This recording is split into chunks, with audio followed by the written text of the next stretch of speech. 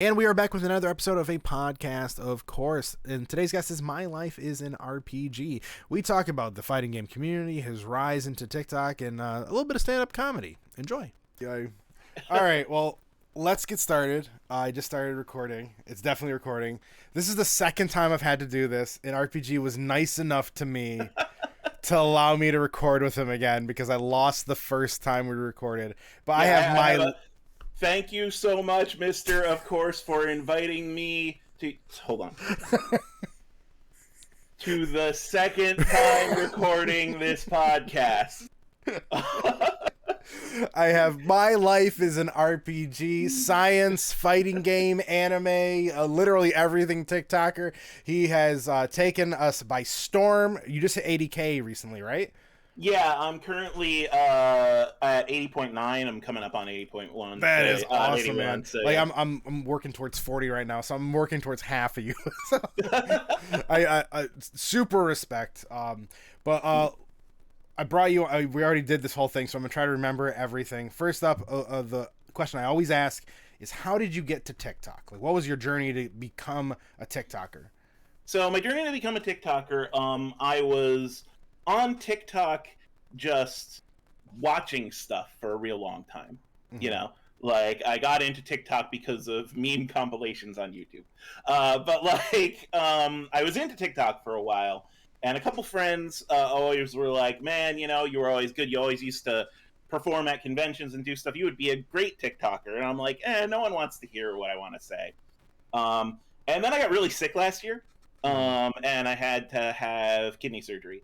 Mm-hmm. And it wiped me out, and I had to be in bed for like a month at a time, like as I was recovering. And I had nothing to do. You know, eventually you run out of anime to watch. That's not true at all. That's actually not super true. That's not true at all. But a couple people were, someone said some stitch about gamers or something on TikTok, and I was like, you know what? I have nothing better to do. I'm just gonna start recording, and upload this one TikTok. And it's never just one TikTok. Like, you never just upload one TikTok. And it got addicting, and then I started uploading more. And then, and I guess now here I am. My second TikTok was one of yours. You were one of my big inspirations. Yeah. You actually were one of my go-to people that was always asking me questions. Like, I don't know if you can tell, RPG, from my room is, but I used to stand right here and record my question a day right here. And I remember there was at least had to be at least half a dozen questions within a couple months that you asked me, because you always have great questions, which is, I think you need to start jumping on the Ask FGC TikTok train with me. That's one of the things that I really wanted to do when I started, because when I started TikTok, I was like, okay, what's my angle going to be? And I worked in the gaming industry for a really long time. And I was like, okay, I could give this point of view on video games from someone who worked in the industry, and maybe that would be cool. And so when I started asking you the questions, and Danny the questions, and Tigrass the questions, and so on and so forth, I was like, well, fighting games are my passion. I want to know what the fighting game community thinks about the business side and what they would do to fix it.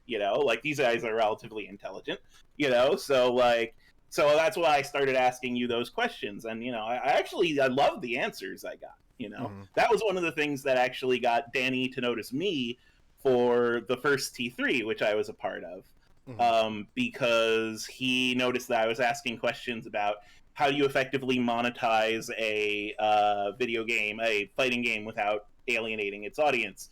I remember that TikTok. Yep. Yeah. I asked, how do you invite guest characters like they did with Smash Brothers without certain fan bases feeling like they're being ignored? How do you manage accessibility for a game, which is important, without affecting the controls in a way that disappoints people who are there for execution? These are all difficult questions, and they're not questions that are easy to answer. Mm-hmm. And I just kind of wanted people to start thinking that way. And then that weirdly ended up with my format now, which is I ask people questions and they ask me questions back, and then people just started asking science questions after I made a random TikTok about temperature once. I remember, dude. That was the actual break for you, because I'm not gonna lie. I think I said anything, but I was coming out and say, dude, I was very jealous of you for a long time.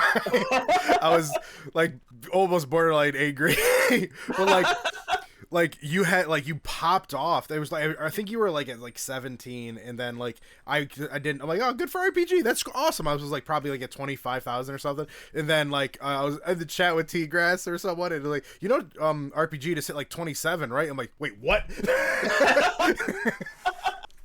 What? Yeah, so the very first thing that went viral for me, believe it or not, was a Stitch with one of Stray's TikToks. Mm-hmm. Stray posted a thing about emulators, and I was like, actually, so the interesting thing is whenever you buy a collection like that upcoming Capcom Anniversary Collection, most of the time it's just ROMs packaged in emulators that have special functions. And everyone went nuts. They're like, really? What? And some people were like, they're stealing from us. And other people were like, well, that they can do whatever they want. And I'm like, whoa, guys. Yeah. So that kind of stoked the emulator controversy. And I didn't mean to, but that was the first one that went big. The second one that went big was I did a video on Pokemon and how Brilliant Diamond and Shining Pearl are coded in such a way that if one bit accidentally flips, you could end up playing the wrong version. And then a week after after it came out, that happened, and people were posting about that glitch in the wild, and I was so happy that I predicted that. That's fantastic. And then I think the third one, so the first one was the first one that got 5,000 views, and I thought that was huge back then, right? Yeah. And this next one got 20,000 views. And then I made one about what data moshing was, which is that trippy effect where one video turns into another video that you see on TikTok all the time. That one got 100,000 views, and then I made that one in temperature, which got 2 million views. Yeah, dude, boom! I've yet to hit the million mark. I've been trying, man. I almost wish it didn't, not because I don't like my popularity. I like it. I just almost wish I did not have the veil, the Wizard of Oz curtain pulled back to how people treat temperature scales like their favorite sports team. People were ready to murder each other. Yeah.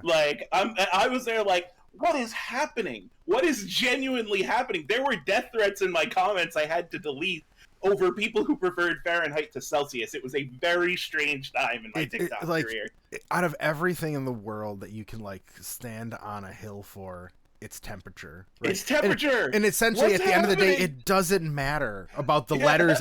Whatever. Then there's a made up believe number, and then a bunch of letters someone else from history decided to put together to say what you feel like when you're outside. Yeah, right? Exactly. It doesn't matter, man. Crazy. It was the weirdest point in my TikTok career, and I'm happy that it made me blow up so I could do all this other content. I'm still doing gaming content, still doing fighting game content. Now I'm doing science content too, but boy, that was just my life for a while. Just people saying that people who use Fahrenheit are stupid or people who use Celsius are pretentious, and I'm like, all right, I guess this happened. So but that's how I got here. That was my short path, to sort of TikTok stuff. Now my goal, weird because I'm in range of it, but now my goal is to hit 100K before the end of my first year. Dude, that's awesome. I'm shooting for something similar with 50. So cool. Slow and steady wins the race. The most popular fighting game outside of Max, of course, some of the most popular fighting game content creators barely hit 200K. So if I can hit 50, that's actually pretty decent, at least within my niche. So that's you're still the CEO of fighting game TikTok, dude. Numbers don't matter. Everyone knows who you are. I'm not going to let anyone can do what I do. That's all I'm going to say. If you just want to make 3 videos every single day, go for it. But I'm not stopping, so you're going to have a while to catch up.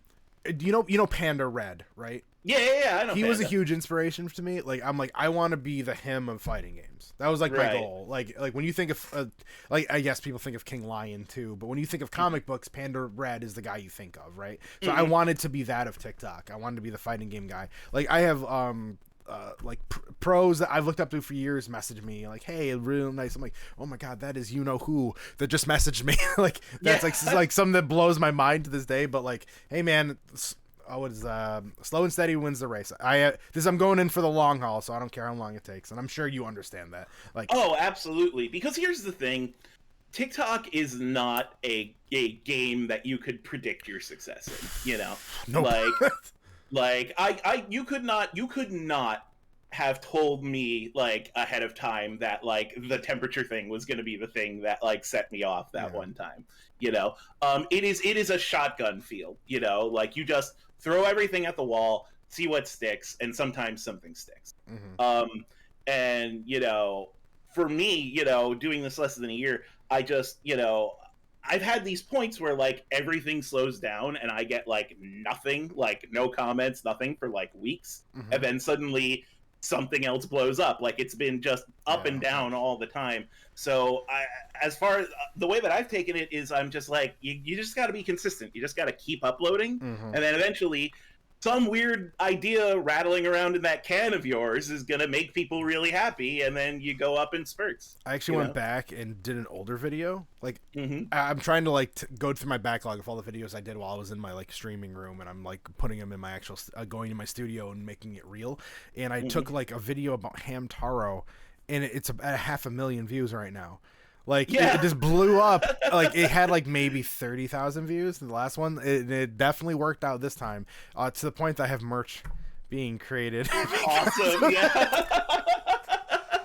But okay, so moving on to my next question. Have you done content before this? Was TikTok really your first like venture into the content world? So I mean, it depends on what you mean by content, because like it's my first. It's my first very successful solo internet venture, I would say. I was part of a Let's Play group that never got more than like, you know, 1,000 views on YouTube called No Nostalgia Filter.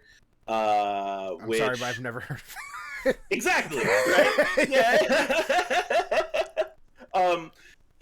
We did that. It was fun. It was a way to hang out with friends, but like, you know how like friend projects happen. Some people are not into it as much as you are, sure, and then eventually that ends up with them kind of crumbling. You know, so that was the only other internet thing I did. Before that, though, for like 10 plus years, I was part of Disorganization 13, which was a panelist group that went to panels like the New York Comic Con and Otakon. And did stand-up comedy performances, did educational panels like how to make your own arcade stick, stuff like that.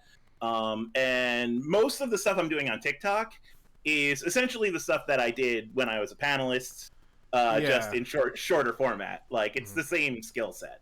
This is actually a good time we were recording this a second time because we can actually talk about stand-up this time. That's actually that's true. Yeah, because we totally forgot to do that last time. Like we are actually stand-up comedians. We actually can discuss it, which is nice. Yeah. So nothing before that. I know that you're starting to venture into it more now. Obviously, as we both know, TikTok's a vicious beast. No one really can understand it altogether. But how do you feel? How do you feel you've taken to TikTok? Is probably a better question. So on one hand, there's certain things about it that are very stressful, you know, because TikTok is this weird place that like for any reason they could just ban your account and then everything you've built, you know, is gone. And that is a really strange way to feel. Sure. But at the same time, I think it's that weird restrictive feeling that brings a lot of TikTokers together, because like there's a TikTok language, you know, like how we get around saying those, you know, words that they don't like, you know, there's stuff we know about TikTok formats, like there's a whole culture, saying peach instead of some other thing. Yeah, exactly. Yeah. And it's that culture which I find very very welcoming and very interesting, more so than like any other social media platform. Because look at the guys we know in FGC TikTok, right? Mhm. Like on one hand, they're are co-creators in creating content, but on the other hand, like we randomly played Fortnite the other night, you know? That was so much fun. I know, we were just like, screw it, let's do this, and then it ended up being fun. To be fair, you know? it was kind of peer pressure towards you, but but that's sort of what I mean. Like that's what I loved about, you know, sort of the pre-online FGC, the arcade era of FGC, which is just random people do random stuff, and sometimes it's amazing. And in a certain way, I think TikTok mirrors that, you know, in some ways. Where, I will move into that because I want to take what you just said and piggyback into the next question. How did you get into fighting games? Because I have similar situations like yours from the last time we chatted. Mm-hmm. So there were a couple big fighting game monuments in my life, right? Probably the earliest, if I'm going to talk about the earliest I got into fighting games, was me and my family would go down to Sea Isle City in New Jersey.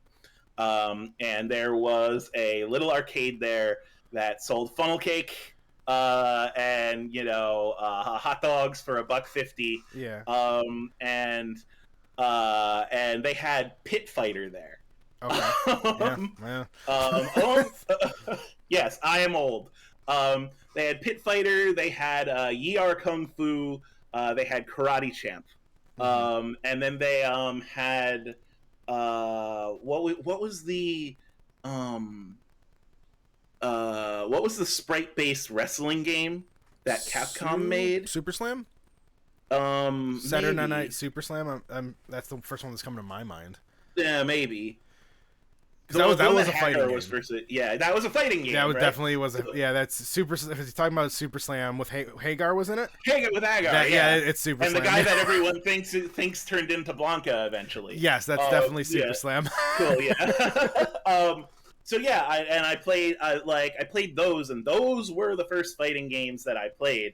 You know, and that was pre Street Fighter, pre Mortal Kombat. You know, but it was neat because if I needed to just blow off some time, I would go there, you know, with a pocket full of quarters, and just hang out with the kids who were much older than me. And they were like, "Oh, check out this cool thing you could do in this game," and I was like, "This is crazy," you know. So that's what first sparked my interest.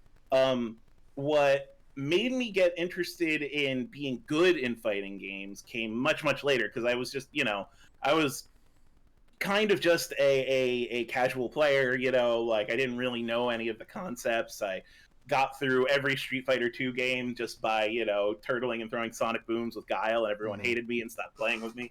Sonic. Flash Yeah, no. Oh man, the days when people said that turtling was cheating. Remember that? But now it's that whole like agenda has switched towards grapplers, which I think is hilarious. So much grappler hate, and I love every second of it. I'm gonna push it back to Zowners. I played Injustice. I'm allowed to say that. Well, Injustice is a first-person shooter, as you know. Yeah. There's so many. It might as well be, depending on. That's why we did so well in Fortnite. It was all that Injustice practice you had. But yeah, so I started getting interested in getting good in fighting games, actually, with Smash Brothers Melee, and that was because of sibling rivalry. When Smash Brothers 64 came out, I played it with my brother, and I couldn't beat him. Like, no matter what I could do, I could not beat him. He started referring to himself as the Chosen One. So Smash 64 happened. We had an N64. I sucked at it. I went off to college. I played a lot of Melee, like competitive Melee, because there was like a tournament scene there. And I asked people, I'm like, make me good. I want to smash my brother's face in when I go home. And then I went home and I smashed his face in, and he's like, "Oh, I don't care about this. I never really did." And I'm like, "Oh, screw you." You know? So that was the first time I really cared about getting good at a game, you know, and I cared about getting good at Melee. The thing that made me officially get into the FGC proper, like start going to locals and stuff like that, is this BlazBlue story that I love telling. It was a good story. So, so this was the time Street Fighter 4 and BlazBlue came out. You know, I was a big fan of Guilty Gear back in the day. I was oddly introduced to Guilty Gear via Marvel 2 because people in the Dreamcast era used to mod their Marvel 2 games to take out the jazz music and put in Guilty Gear music. So I played a lot of Marvel 2 because I just really liked that game back in the day. And then I got into Guilty Gear because I wanted to know where the music came from. And then when, you know, Guilty Gear became the weird MOBA thing that Sega had, and I knew they were making BlazBlue to sort of replace it at the time. Sure. I was like, this looks great. I want to try it. And I asked every single friend that I have to please try this game with me, and not a single one would. Not a one. Not a single one. So I was like, okay, well, I guess I have no one to play this with, and I didn't own a copy of it at that point, you know. So I was literally back when Blockbuster videos were a thing, like asking my friends to go to Blockbuster Video and rent it just so we could have a fun time playing with each other. Blockbuster was still open back then. Really? I'm trying to remember now. Blockbuster was still open when BlazBlue first came out. Fun fact. It's weird. Fun fact. Yeah. So I was doing this, and then eventually I was just like, well, I guess I'm not going to play BlazBlue. You know, I got to play it a little bit at Chinatown Fair because, you know, I lived near New York, and Chinatown Fair was kind of like where you went to play fighting games, and it wasn't like closed down at the time. It eventually like reopened, and a whole bunch of stuff happened. But that was what I was able to do. New Year's comes. My friends have this yearly New Year's party, which I wasn't going to that year because I had other things that I needed to do, right? Sure. One of my friends from out of town that lives down in Baltimore brings a copy of BlazBlue over to that party, and everyone loves it. Loves the crap out of it. And then they start grinding it seriously, and then when they come back, they were like, hey man, you want to play BlazBlue? Like, I can't believe you didn't have us play this game before. I'm like, I hate you so much. And then I played with them, and they kicked my ass, and they like laughed so hard about kicking my ass. So I, in pure fire-hearted, bloodshot-eyed rage, like I had like a Red Lantern ring on. It was crazy. Like I said before, I did not own BlazBlue, so what I did was I went online, ended up pirating the arcade software, the Typo Type X2 software that runs on arcade cabs, hacked it to run on my PC so that I could run Continuum Shift back when Calamity Trigger was the BlazBlue, and start practicing BlazBlue against my friends. And I was so single-minded in making sure that they regretted not playing BlazBlue with me. And then, you know, we got together, and I ended up, you know, getting better with Tager. That's how I chose grapplers. That's how I kind of became a grappler main. Sure. And then they stopped playing with me. And then I felt super hollow. Like, I'm like, I just spent months grinding this game out, and none of my friends are going to play. What am I going to do? Goes online. Oh, hey, if I go to 8 on the Break, there are people who are playing BlazBlue every week. Then I'll be able to go and get my fix. So I started going there, meeting people from the fighting game community, and the rest is sort of history. It's all because my friends, my real-life friends, won't play fighting games with me. And you know this because you make TikToks about that. That's what it's like. Like, that's actually something that I would love to just let me bring up. I'm gonna eventually get you on my new format that I'm doing, which is the casual conversation about fighting games. Yeah, I saw that, by the way. Blue cheese kicks ass, and you guys are wrong. Here's the thing. I didn't say it was bad. I am all about food in general, okay? Like, I'm team food no matter what. But there's a thing where I definitely have my fighting game friends and then my other friends. I don't know how else to describe it. Like, no, it's 100% true. I have 100%. a group of friends, like, to this day that, like, whenever a new NRS game comes out, they always get a hold of me. Whenever a new Smash game or any platformer comes out, like Nickelodeon All-Star Brawl or any of those games, I always get a contact because they want to check that out. Like, those friends will reach out. I sadly don't talk to them as much outside in regular stuff, but like whenever a fighting game, a new game comes out, your friends get together. But like, I have friends that I have begged my best friend in the world, like, I love him to death, and we've been Nintendo kids. We played Bloody Roar together, right? And we were even with each other when we were younger. But at one point, I just like skyrocketed, and he's just like, I don't want to play with you. I'm sorry, Phil. I can't. And like, every time I call him, if there's a new one fighting game guy in a group of friends, it's because I probably just talked to Christian, right? Like, I like, do you want to play this new game? It's blah blah blah. He's like, Phil, no. He says something snarky to me, and I'm like, all right, well, I got to make a new video now. But yeah, no, it's exactly like that. My friend Justin, my best friend, known him forever, right? He will play maybe 5 games of Guilty Gear Strive against me before he's like, this is demoralizing and I don't ever want to speak to you again. Like, that's just that's totally just what understand. it's like. So I have a group of people I play fighting games with, and then I have a group of people which like I call them my normal friends, but it feels weird. I know, it's so mean to say that, right? Because like I'm still friends with my fighting game friends, but it's like, oh, okay, you guys don't press buttons. Yeah. Normals. And it's crazy because like I don't know what the next question will be. What is your competitive nature or competitive like history? But like, Discord has really kind of changed that in a good way. When you realize what's available to you within like the Discord communities, like obviously what we have with like the servers and stuff, man, you always have someone to face.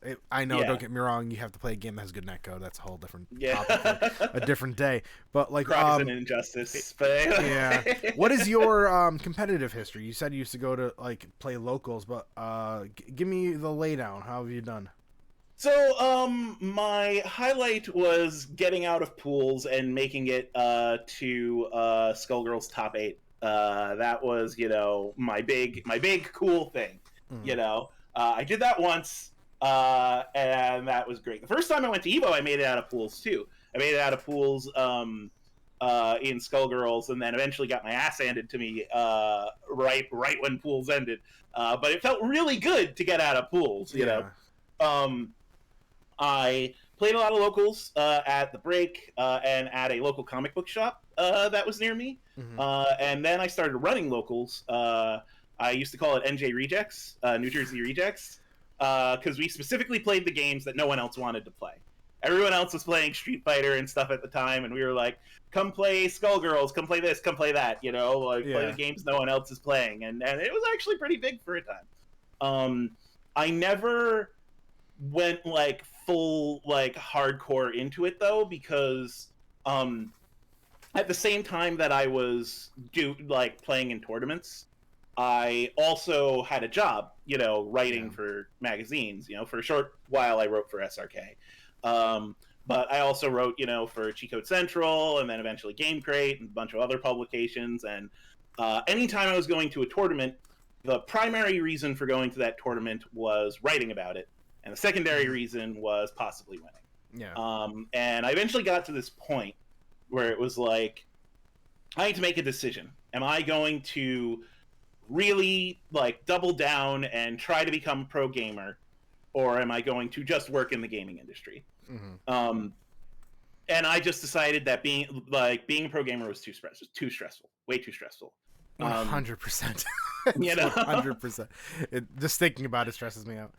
Yeah, it was a nice idea, a nice dream, but the idea that having a bad day in a tournament could lose you your job and your sponsorship, that is that was too much. So I'm like, okay, I'm good being as good as I am, and then using that to provide insights on games in my articles, and in my content. And so that's kind of where I was. But I will say one thing. I stopped going to majors for a while because I was like focusing on my writing career. And now that one of the things I'm known for with TikTok is fighting games, I want to go back. Like, I want to meet up with all you guys, at like Evo or like Combo Breaker stuff. I'm getting so excited. The Combo Breaker is only a few weeks away. I'm probably, when this posts, it's gonna be closer to Combo Breaker. But like next year, of course, we don't even know if it's gonna happen, of course, but I'm assuming my goal is to go to Evo next year, because I have a feeling that Evo is gonna turn into something outside of just a tournament. I have a theory that it's they're kind of converting it to a convention already, right? Yeah, and if that is what it is, dude, I have no problem whatsoever going to a convention for fighting games. That sounds glorious.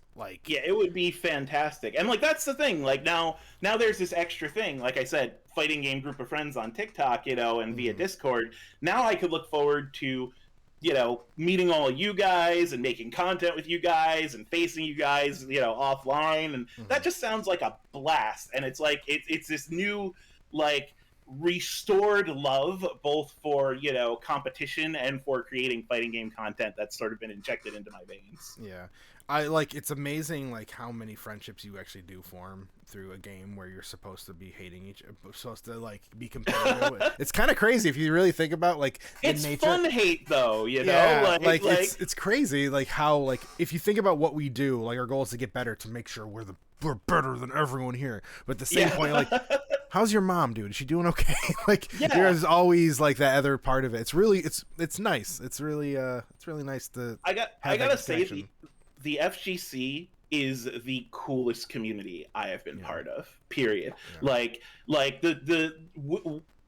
I at multiple times, we have just looked out for each other, way back in the arcades, we were really, it was really important to keep it a safe space, and we did.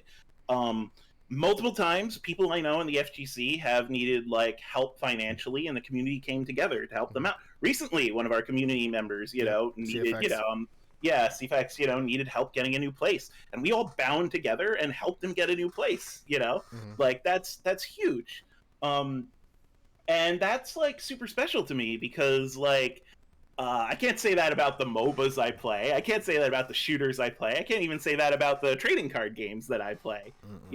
But for some reason, the FGC, maybe it's because we're small and we want to make sure that we all stick around, but for some reason, the FGC really looks out for each other, and I really care about that. Yeah. I've said this many times, because you always hear the negative shit that happens within this community, but there's so much good that happens. You don't hear about how a bunch of people came together to donate X amount of money, but you can definitely hear about what X, Y, and Z did to be. It's really sad. Maybe what we should do is start whenever something really nice happens, we just make sure we let everyone know about it. Last year, as an example, Sharpie was the first woman ever to commentate Evo. No one fucking huge. Covered that at all. Yeah, we all know that Brazil wasn't able to compete because guilty. I covered that on Gamerterra. It's just Gamerterra is a very small website, but I did cover Sharpie. Yeah, so. There's some really important shit that happens, and you didn't hear about that because the same day Brazil thing went down, so Brazil went on a Twitter war that Evo doesn't care about us. So you don't hear any of Where's the good stuff, man? I want to see more good stuff. You remember back in the day when they had the cancer research donation war? Yes, the thing that's beautiful. We need to do more shit like that. That was fantastic. I would love if more shit like that. I wish Evo did that every year. Yeah. I wish that it was just the 9th slot goes to whatever community raises the most for charity every year. I think that would be fantastic. That's actually low-key genius. I love that idea. If I see Rick at Combo Breaker, I'll say that to him. Yeah, no. I'll legit, dude, I got an idea for you. Coming from my buddy RPG from TikTok. Because then you get the stuff from GDQs, like AGDQ, SGDQ. Then you get known as a fundraising event More people end up, turning eyes to you for there. And then it also showcases communities in the FGC that might not get, their chance otherwise. Because this is Rumblefish's year, man. Like that shit could exactly. happen. That's so awesome. Oh my god, I absolutely love that. That could also will bring communities together as well. Oh my god, that's actually a really good idea, RPG. I hope if I bump into the Hado, I will definitely elevator pitch that pass to it him. along. I'll elevator pitch that to him because that's genius. Put on the white suit and the sunglasses and be like, gotta pitch for you. I am 100% bringing that to Combo Breaker. 100%. I have all of my merch shirts, like this one and like the other ones. I'm bringing those just to promote, and then I'm also gonna have I'm gonna bring some of the outfits. I'm not bringing the showman; that's too much shit. But I'm gonna bring some of the. I'll bring Jake with me and just to have some fun. But all right, so. We got to talk about Skullgirls with you. You have a very long history with Skullgirls. Let's start from point A to where we are now. Like when I got started with Skullgirls? Yeah. Before it came out. Okay.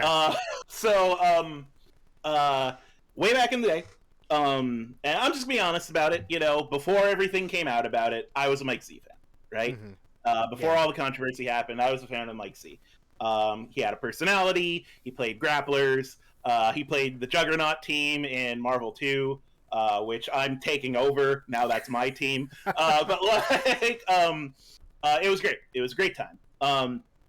And I was also kind of independently really interested in this thing that Alex Ahad was doing because I had seen his art around, the internet, and he had this weird, crazy ass world, huge story, tons of characters. And I remember at the time, and this was in 2010, people were posting in forums and they were like, oh, so you're going to make this like an RPG or something, right? It's like, no, I want to make this a fighting game. And he made a prototype of it. I think I sent you the video of that once. You did. And it is rough. It is well, there's something about that I wanted to mention because I know we're going to talk about it. Peacock, I think, is one of the most well-designed and best-looking characters in all of video games. Not just fighting games. Peacock is one of the most creative because you know where the inspiration for Peacock came from. Just by looking at her, you're just like the old-school cartoons. I just absolutely adore her. Now, how she plays, I hate anyone who plays a Peacock. Yeah. But as what she is, I love her design. Okay, now you know. She's fantastic. I love all the designs in Skullgirls. And she was one of the first ones, right? It was her and Philia, right? Yeah, it was her, Sarabella, and Philia were the first three. Yeah. Because you needed a rushdown, grappler, and zoner if you were going to have a fighting game. Yeah. So Alex Ahad had this world, and Mike Z at the time was making a new fighting game engine, which he wanted to address a lot of problems with other fighting game engines, make things really simple, really easy to understand, and very, loose and freeform. And he was using sprites, like ripped Street Fighter sprites, to test out his engine. Eventually the two got together, and they were like, well, let's see if we can make this happen. And I was only semi-aware of it at that point, but I was also working in the video game industry. So I went to a convention. I want to say it was E3 the first time I got to play it, but I don't think it was. I think there was a convention before that E3. But I went there, and Mike Z was there showing off the game, and it was just literal DOS text, like text on a black screen, and you were able to play Rushdown Philia, Grappler Philia, or Zoner Philia, because they only had one character done, and they had to show off that the engine could handle everything with just one character. And I played it, and I instantly fell in love. It handled exactly how I wanted it to. Everything felt fantastic. 6 buttons. I know a lot of people are like, "Oh, that's a lot," but it was very intuitive. I was making up mix-ups and dirty throw gimmicks and stuff immediately. Instantly fell in love. So all throughout 2011, I chased it around to different, conventions, as you know, Sarabella was added, Peacock was added, more characters were added. Fun fact: the Zoner and Grappler Philia builds were eventually combined to make Fukua, who is now a character in the game. Really? Yeah. So they're still there. But I kept following it, and I loved every part of the design process. And for a while, everyone was super hype about it, and it was getting rollback netcode way back in 2012. So like, was crazy, it called right? rollback netcode back then? It was called rollback netcode. Really back then. interesting. Yeah. I'm trying to think. Was NetherRealm Studios making game? Because I don't think they made Mortal Kombat 9 yet, did they? Like, I think they did. Let's see. I think MK9 came out in like Kombat 9 2010, right? 2011, April 9th. Yeah. 2011. Interesting. Interesting. Yeah. So they had rollback netcode, and it was great, but also it had an enormous backlash from the fighting game community when it first came out. Like, it was hated on like crazy, and part of it was that Marvel 3 was very big at the time, so it felt like this was kind of like biting at Marvel 3's heels, and part of it was, it was a game that came out. When it originally came out, it only had 12 characters, and they're like, you can't have a versus game with only 12 characters, and part of it was, boobs, like they were like, fan service is always a controversial issue no matter what you do. Yeah. So that made the fighting game community really push back against it, and that made the Skullgirls community just love it that much more, So when they announced the Indiegogo, it was like, well, we're at the end of our project, but if you could raise $150,000, then we'll put DLC in, we'll put Squiggly in. And then they raised $900,000 and put 5 DLC characters in, when they raised $90,000 to get into Evo, stuff like that. Like, the Skullgirls community is crazy, and I was always a big fan of it. Yes, a lot of the Skullgirls community is horny.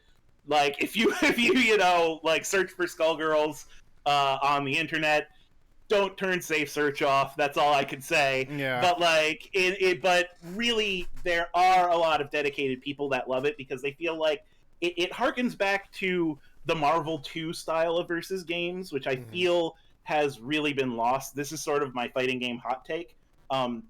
Marvel 3 is not the sequel to Marvel 2. Marvel 3 was the sequel to Tatsunoko versus Capcom, which is a fundamentally different game. Okay. Marvel 2 had a much different style and feel to it. It had shorter combos, really fast resets, stuff like that. It didn't have a lot of touch of death stuff, unless you got a double snap, that that Marvel 3 had, unless you knew how to do one of the infinites. So it was a game that was a lot about really quick assists, really quick resets, really quick mix-ups.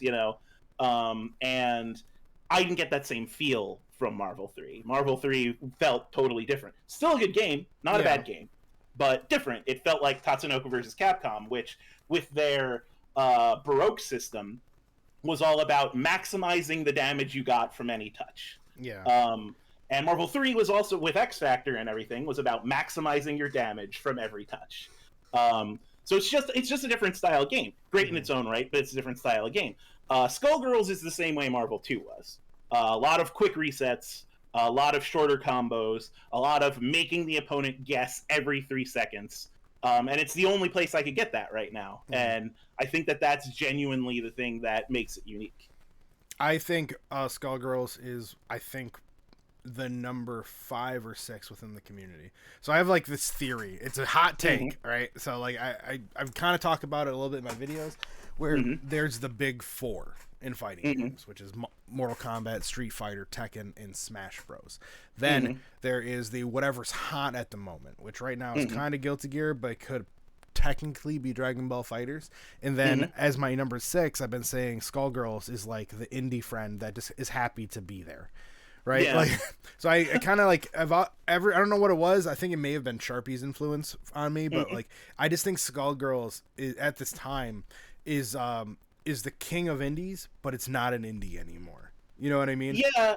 I mean, it's weird because like it definitely has an indie budget. It's a very small studio, but like in terms of recognition, if back in 2012 everyone was like Skullgirls, that weeb game, now people are like, oh, Skullgirls, that like super like crazy competitive game that like only psychos play. So like it has come a long way. And what other fighting game do you know gets new characters a decade after its release? You know, like none. Yeah. Very. Actually, I'm not going to say that because there's definitely a possibility there's something that I'm not thinking of right now. Like probably like Xenoverse or something. Like I don't know. I guarantee your favorite game. Oh, I just call every arena fighter your favorite game. Yeah, 100%. So one of the things I gotta we're already at like 45 minutes. So I'm sorry I rambled. Oh no, I love it, dude. I want to talk about stand up with you. So like let's do it. Coming from like a creative side, one of the things that's really helped me with with making content is the fact that I've done so much outside of like the internet. I worked on cruise ships. I've done stand up all over upstate New York, Pennsylvania, a little bit in Long Island. I've done a little bit of I've been all over. So that's really helped me work with creatively. Do you feel that's helped you at all with 100%? Like, you know, it's actually a little weird that I was so hesitant to get up on stage, you know, with TikTok because I don't know about you, but I have never had a problem with stage fright. I just have no shame.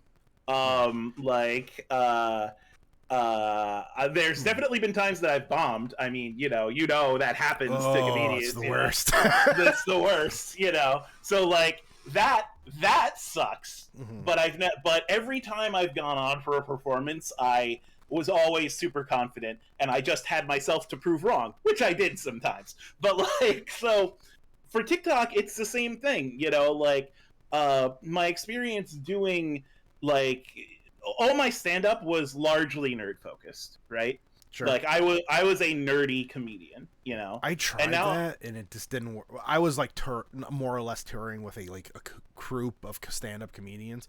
So like I had to go to like a local bar or like restaurant that would like pretty much have they'd set up the stage and stand-up club right there in the restaurant or wherever we're going. So taking the chance on doing niche material was so risky. Right. Yeah. And I wish I could, but I kind of do that now, but we'll get on that subject. Yeah. Yeah, no, I hear you.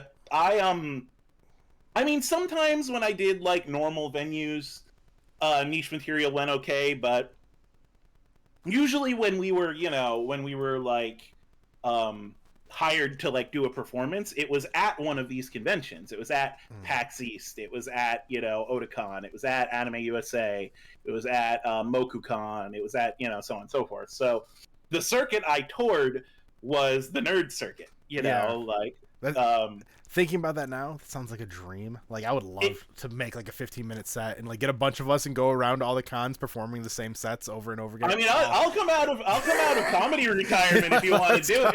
Yeah, but FGC does comedy, you know, fighting game comedy, FGC. But like, you know, but yeah, no, that was the circuit that I toured. And I did jokes about anime and games and so on and so forth. And having that experience making nerdy stuff funny, I think helps me in TikTok a lot. Yeah. Because a lot of my TikToks I'll end up, you know, ending on a stupid joke, you know. In fact, I have my one of my sixth sense of humor is my quick science fact series, you know. Like I you've seen a couple of those, right? I'm a big fan of those. Yeah. That's just, you know, me, you know, very quickly going quick science fact and then saying stuff that is specifically meant to like instill existential dread in people, like that cockroaches seek to lay eggs in your ears and stuff like that. You said one the other day that just like, I have to go to sleep now. Like, what the hell RPG? It might have been the one on sudden death syndrome that calculated the probability of you that was the randomly one. dying Yes. every time you go to bed. Yeah. Oh, yeah. So like, yeah. So yeah. So a lot of that, has translated over to TikTok. I think it's helped a lot. And as I said before, it's renewed my desire to make the old sort of content. Like, as soon as you were like, get a bunch of people together and go around conventions. Yeah. I mean, I know that you were just saying that to joke, but if you made that happen, you have no idea how in I would be. Yeah. Like, immediately. I've done a little bit of everything. One of my actually fortes is I used to run like a series of roast battles. And I would love to do that too, or at least be able to like make like a Friars roast style thing for, maybe we can do that with FTC TikTok. That'd be really cool. But like the issue is you got to be really careful with what you say nowadays. Like I can make a rib towards you right now, and I'm sure you're an adult enough to understand that it's all in good fun. There's certain things I would love to say that's hilarious to like about is it that I look like a dollar store John C. Reilly? Is it that I look like what would happen if Seth Rogen got stepped on the floor and scraped off your shoe? I have the joke forming in my head right now, but you kind of look like you just left like a '90s Pilates class. Yeah, no, fair enough. But actually, when you were doing your podcast, your like sort of, it's not a podcast. It's a conversation. Never say podcast, but when you were doing your like discussion thing the other day, I was watching the VOD, right? You guys were saying, oh, just, talk about, what it looks like we do. And I'm like, oh, that'd be fun if they said that for me. Oh, that wouldn't be fun if they said that for me. That was like the second thing that I thought of. Yeah, I would do that in a heartbeat. Like, I would obviously need to practice and actually sit down and write material. That would be something that but that's actually something that's helped me. Because my system when I was a stand-up comedian, I would go to like about 2 open mics a week, and I would force myself, you need to write a new joke or a new tag to a joke every single day. And by the end of the week, I should have close to like another like 2 minutes to my material. And now I don't do stand-up anymore. I completely gave up when the pandemic started, and I've put all of that energy into this with TikTok and being creative. I'm still doing that though, because every single day I'm still writing a new joke. I'm still doing, because I post a new video every day.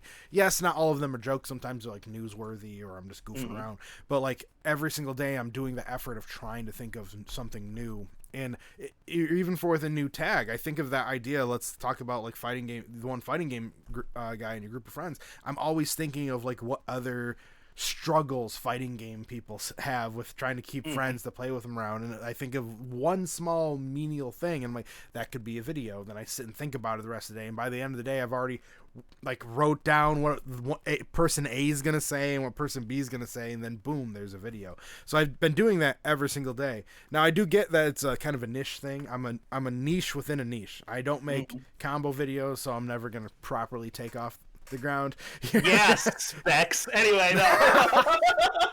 No, I'm gonna be dead honest with you. Our Specs is the funniest guy within our community. He's great. Yeah, he's fantastic. Every time, like he actually holds the record on my wrap up when I do the FGC TikTok video of the week. He holds the record right now. For some reason, he just kills me. I don't know what it is. He's absolutely hilarious.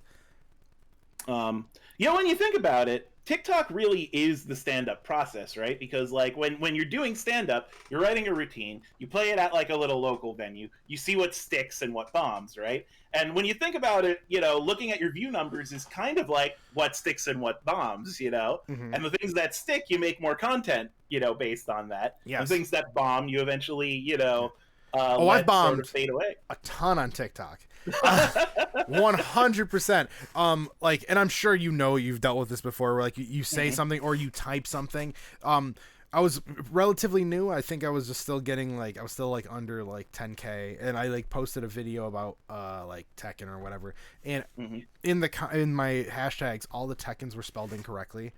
I don't know how I did it, but there was like TEKKNN. on all of them. So like, and then in the comment section, someone like nice spelling, bro, and then screen like made a video screenshotting my video, and I'm like, oh, and then people were now dogpiling on it. I'm like, this in the back of my mind, this is exactly what it was like when I was getting heckled as a comedian. Yeah, no, it definitely feels like that. The thing, you know what is the most stand-up comedy like, in my opinion, for TikTok?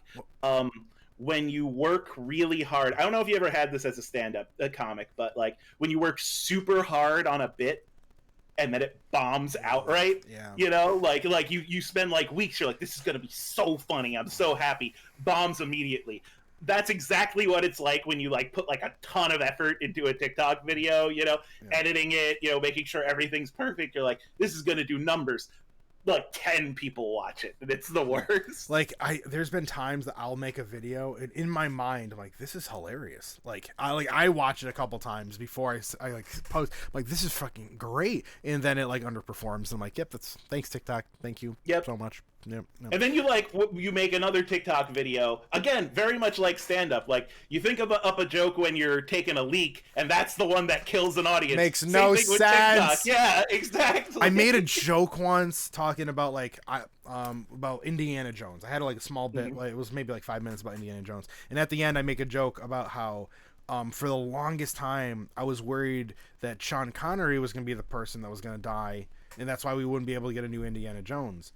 But have you seen Harrison Ford recently? He looks like a sock full of quarters knocked over. I said it on the spot. I had an accident because I was trying to kill time. One of the biggest reactions I've ever had as a stand-up comedian. And everything else failed. Like everything else before that did horrible, but that's what got the laugh. Really? Like I didn't even try, and that's what made and it just I can relate that to TikTok. Now I will say TikTok is leagues and bounds more rewarding than my stand-up career. And I can't even, don't get me wrong, I got to perform for people that I've looked up to. I got to work with, I met some of my best friends ever. I've been very fortunate with my stand-up career. It just didn't take off. I knew it was, in my mind, it never was gonna take off. I was an open micer at heart, but like, I just knew I wasn't never gonna make it because I didn't have, if I wanted to make it, I would have moved to New York City. You know what I mean? And I didn't do that. So, yeah. But now, we're doing TikTok. I get the reward. Like, it's not even like if a video succeeds, but if I get that message, like, dude, I love your video so much.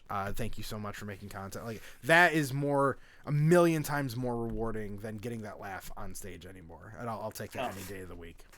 Absolutely. Like, being opened up to like the community of people who follow me, of, you know, just these people who like are genuinely saying that the stuff I make, it has like a positive influence on their life. That is weirdly magical. Like, TikTok has genuinely changed my life, you know? Oh yeah, 100%. Mine too. It's crazy. I made a video when I hit like, I think 20K. I got emotional. I'm like, I never thought this was gonna happen. I've tried to become a content creator since like 2015, 2014, and I just had zero success. I just thought I was going to be a goof, and I finally found a small niche that worked, and I'm just going to keep on going with it. And I've met a group of amazing people to work with, and hopefully we can all elevate ourselves upward. You know what I mean? Yeah. So. And I mean, it's looking like that. Like, FGC TikTok's growing, you know? Yeah. We're getting a lot of new people in, a lot of new people with a lot of new ideas, you know? Yeah. I'm really happy this new T3 tournament brought like a whole bunch of new people, you know, into the community, you know, had them start making things, you know, people who... Let's talk about T3 as the last thing today. Okay, let's go over... First, talk about T3-1, and then let's move into T3 where we are now. You don't have to do the full wrap-up like you did in your video. Just... Yeah. Yeah, no. T3-1 was a tournament that was run by Danny. Danny is a fantastic TO. He does full combo esports. He is so good at promoting his events. And this was around time late last year when everyone was kind of doing call-outs to each other, and Danny was like, what if I just created this event where everyone could, you know, have fun and play against each other, have a tiny prize pool. It's going to be Blaze Blue. and everyone was like, yeah, sure, why not? I said, yeah, sure, why not, even before it was BlazBlue. I'm like, I'm going to make an ass out of myself. It's crazy. And then it turned out to be one of the games I actually have experience with. So like, that was great. So we did that. Floki ended up winning. I ended up taking third. It was a fantastic time. We had the community. They were, commentating, and we were making, meme videos, and there were highlight reels, and it was unbelievable. It was fantastic. And now we're doing T3-2. When I did T3-1, I said my goal in playing in T3-1 was showing that you don't have to be a professional to play in a tournament. Yeah. Anyone can do what I do. And after I played in the tournament, and did my stupid gimmicks, and people started blowing up on TikTok, I got a whole bunch of people, who were following me for like other content, like anime or science content, going, because of you, I tried out BlazBlue. I'm going to try my first fighting game now. Could you get matches about me? And that felt magical to me.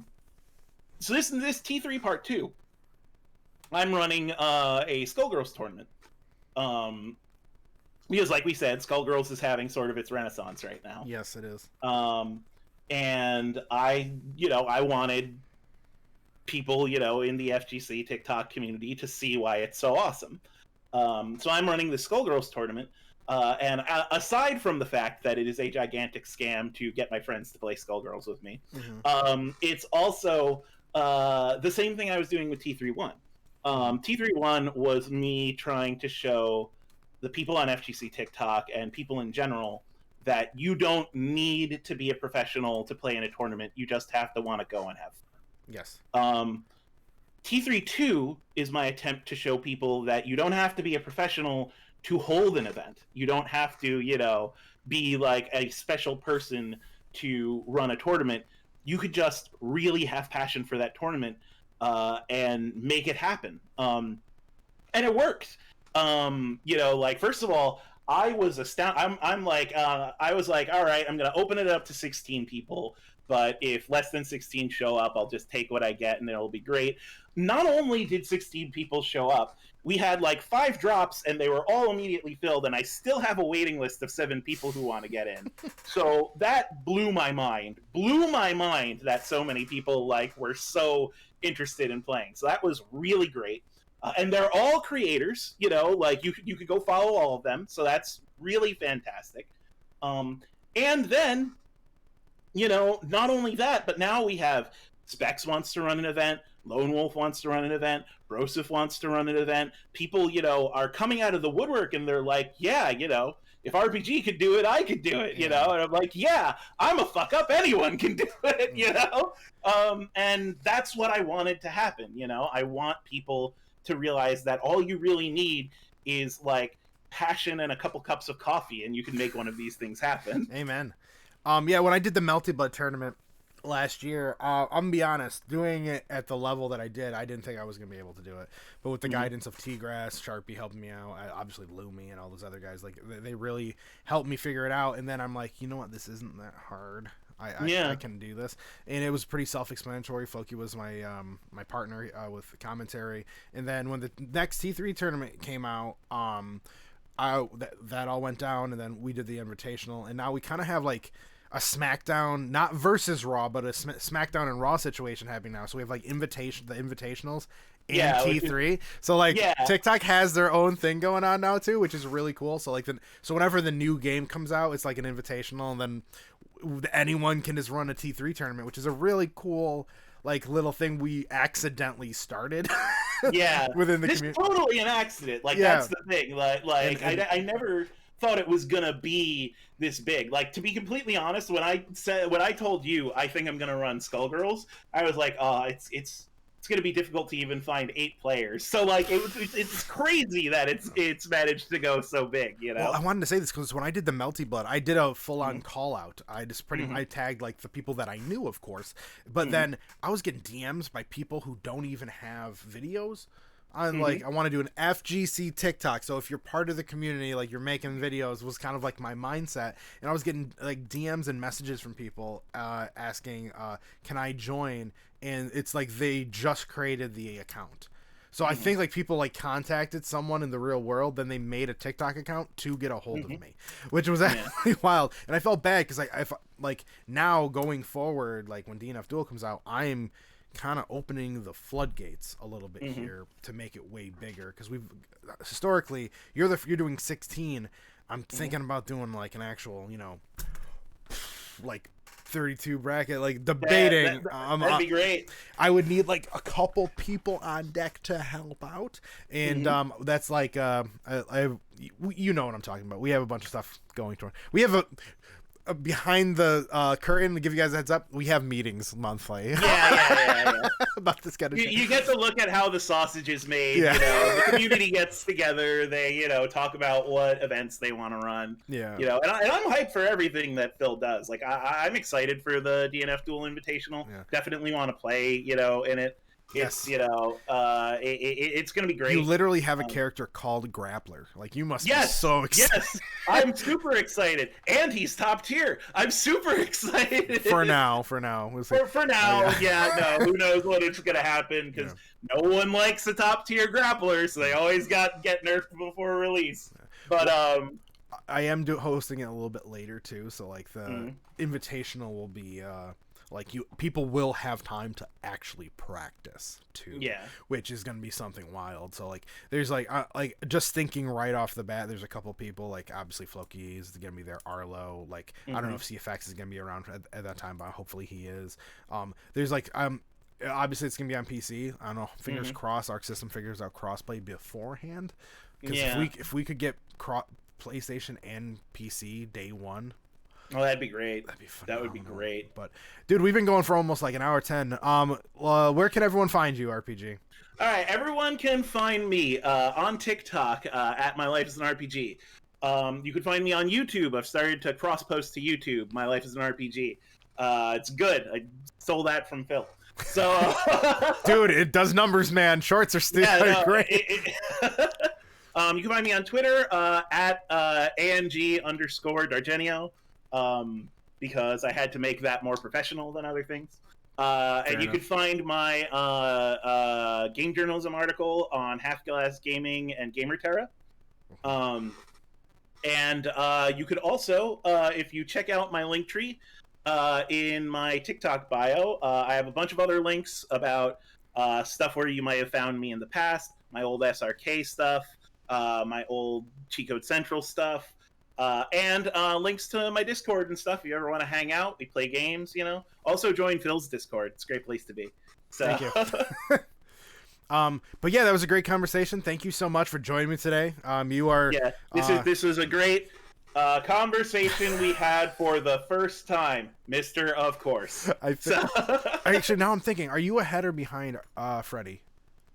In what? In numbers on I think he's at 80 something. I don't think I've passed, because Mazuku's number one still. Like, yeah, Mazuku is the top of the mountain. Yeah, we're all chasing for Mazuku right now, but I think you're gonna be hitting number 2 pretty soon. I think if you're gonna hit 100K, you have to get through Yoshi and Drew. I forgot about them. Yeah. But I think you're gonna do it. So I think you're gonna do it. I mean, we'll see. It'll be neat, you know. For me, in the end, the numbers don't matter. Yeah. Like, you know, like my goal of 100K is there, but if I don't hit it, that's cool. It's about having fun, and more to the point, this is the only way that I've gotten people to play fighting games. Literally. You know what it's like trying to get normal people to play fighting games. Now normal people are watching my videos and going, I want to be in the fighting game community. This sounds awesome. This is a unicorn, Phil. I'm grabbing it and I'm not letting go. You know, I'm going to take the opportunity and try to just get people to come play Injustice with me. I think I'm going to finally bite that. When I get back from Combo Breaker, I'm going full. I'm going to try to turn my Discord into get as many NRS people ready and excited. So that's going to be the goal. Dude, I'll play it. I'll play in it. It'll be great. Let's go. Yeah. All right, well, RPG, we're going to get out of here. Thank you so much, and we'll talk to you guys soon. Yeah, thanks for having me. Make sure you follow RPG on all social media platforms that he mentioned. For those who don't know, I stream on Twitch every Sunday and Tuesday. Come and hang out. I also have an FGC TikTok account you totally should be following. If you like the video today, don't forget to leave a like and subscribe. My name is Phil, and of course, I'll talk to you guys soon.